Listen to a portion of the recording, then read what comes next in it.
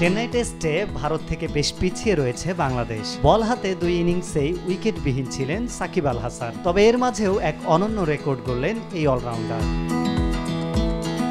Chennai test দিয়ে বাংলাদেশের হয়ে সবচেয়ে বেশি বয়সে টেস্ট খেলার রেকর্ড করলেন সাকিব আল হাসান। এতদিন এই রেকর্ডটি ছিল সাবেক বাঁহাতি স্পিনার মোহাম্মদ রফিকের অধীনে। মোহাম্মদ রফিক সর্বশেষ টেস্ট খেলেছেন 2008 সালে দক্ষিণ আফ্রিকার বিপক্ষে। টেস্টের শেষ দিন রফিকের বয়স ছিল 37 বছর 180 দিন। আর আজকে চেন্নাই টেস্টের তৃতীয় দিনে মাঠে নামা সাকিব আল হাসানের বয়স হয়েছে 37 বছর 181 দিন।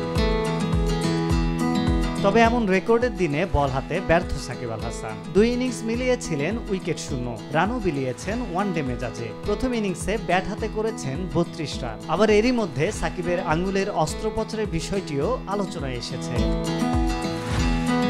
আরিফ হক, মাই টিভি।